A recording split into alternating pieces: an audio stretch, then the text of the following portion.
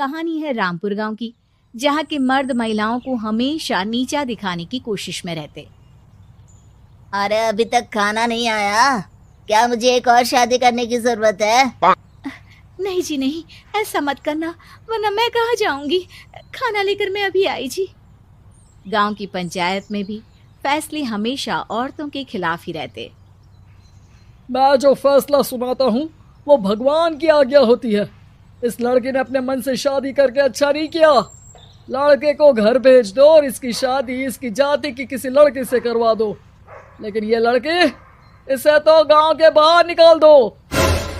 नहीं नहीं जमींदार साहब, ये क्या बोल रहे हैं? ऐसा नहीं हो सकता। मेरी बेटी मासूम है, इसे अच्छे बुरे की समझ नहीं है। अरे कहाँ जाएगी ये बेचारी? कहाँ जाएगी? इतनी चिंता है तो पूरे परिवार का गांव निकाला कर देते हैं। बेचारे पूरे बसे बसाए परिवार को गांव छोड़ना पड़ता है। चाहे जो हो, अगर बेटियों को कंट्रोल नहीं कर सकते तो गांव में रहने का कोई मतलब नहीं है। यहाँ औरतों को दब कर रहना होगा। कोई भी अपने हिसाब से कुछ नहीं कर सकता, सब ईश्वर की मर्जी से ही होगा। तभी गांव का एक आदमी दौड़ा दौड़ा आता है। सरपंच साहब, जमींदार साहब, वो कालिया है ना, उसकी बेटी पढ़ने के लिए शहर जा रही है। अच्छा, ये कब हो गया? और कालिया की हिम्मत कैसे हो गई ऐसा करने की? लेकर आओ उसे और उसकी बेटी को। बस फिर क्या था, हाजिर हो जाते हैं कालिया और उसकी बेटी सरपंच के सामने। अरे कालिया, ये क्या सुनने में आ रहा है? बेटी को इंजीनियर बना रहा है तू? और ये बता, गांव में तो स्कूल नहीं है, फिर कहां से इतनी क्लास पास कर गई तेरी बेटी? राधा, जो कि कालिया की बेटी है, उसे लगता है कि सरपंच उसकी तारीफ कर रहे हैं। सरपंच जी, मैंने ऑनलाइन पढ़ाई की है, डिस्टेंस लर्निंग से। सभी में मैंने अच्छे नंबर पाए हैं, जिसे देखते हुए शहर की इंजीनियरिंग कॉलेज में मुझे स्कॉलरशिप मिली है। वाह जी वाह, क्या होती है ये? पहले तो ये बताओ, फिर आगे की बात करते हैं। पूरा गांव राधा की बात सुन रहा था और राधा बोलती जा रही थी।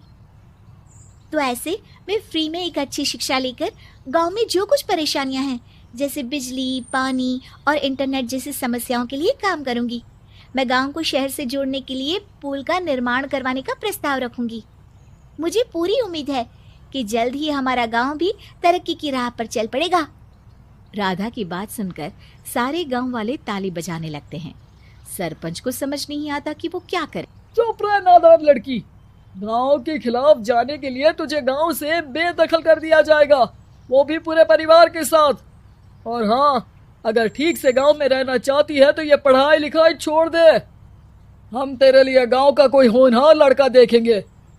तभी गांव का एक आदमी बोल पड़ता है। अरे नहीं नहीं सरपंच जी, राधा बिटिया जो बता रही है, अगर वैसा हो जाए तो हम लोगों को पैसा कमाने के लिए बाहर नहीं जाना पड़ेगा। हाँ जी, और ना ही कोसों दूर पानी के लिए भटकना पड़ेगा।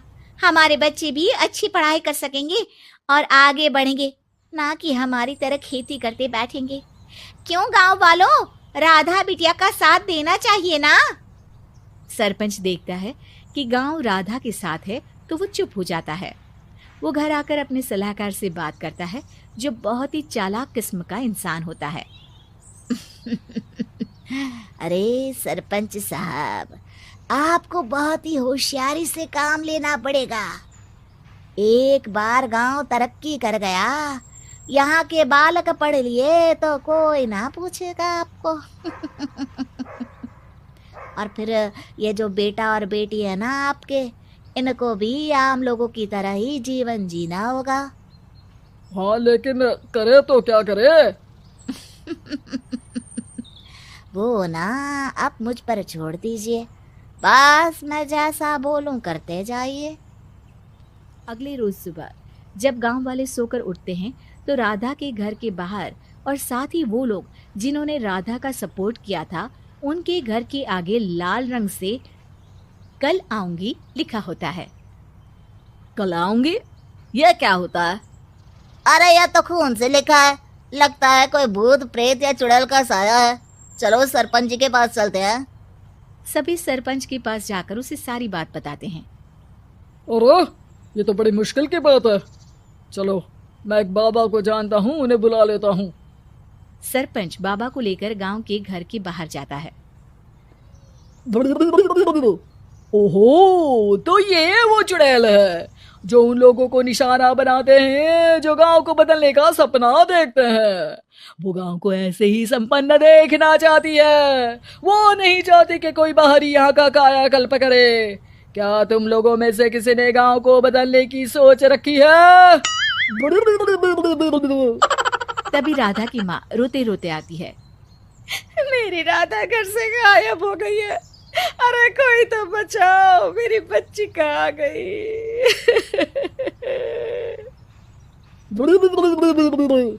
ले गई वो चुड़ैल, तेरी बच्ची को ले गई।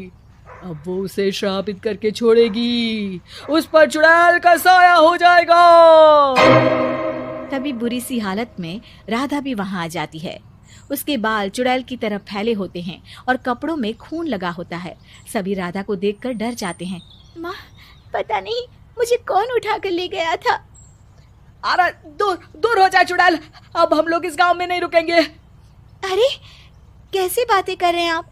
कल तो आप मेरे भरोसे गांव का हुलिया बदलने, अपने बच्चों को पढ़ाने और तरक्की उन्नति की बात कर रहे थे, तो आज क्या हो गया आपको? ये फिर तुम लोगों को बहकाएगी।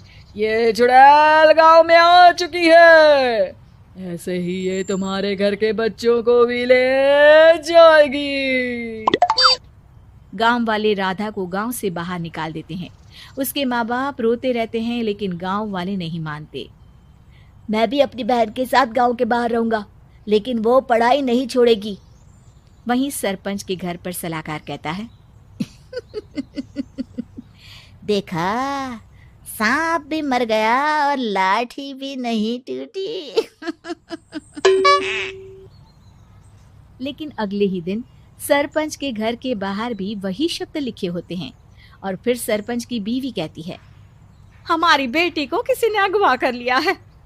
तभी राधा का भाई वहां आ जाता है। अरे गांव वालों, मैंने सरपंच जी की बेटी को देखा था। वो चुड़ैल उसे उठाकर ले जा रही थी। अरे क्या मजाक कर रहे हो? नहीं नहीं सरपंच जी, आप नहीं जानते।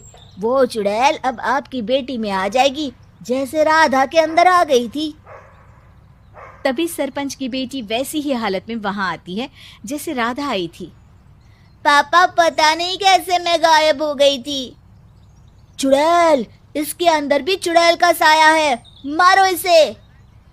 अरे नहीं नहीं, इसे भी राधा के पास गांव के बाहर ही भेज दो। अरे चुप रहो, मेरी बेटी कहीं नहीं जाएगी और चुड़ैल वुड़ैल कुछ नहीं होता है। अरे कैसे बात कर रहे हो सरपंच जी? आप तो बोल रहे थे कि आपका फैसला भगवान का ज्ञान होता है, तो अपने पर बात आई तो अब आप ऐसे बोल रहे हैं। अरे ना ना ना, आपको अपनी बेटी को त्यागना ही होगा। अरे बुलाओ बाबा को।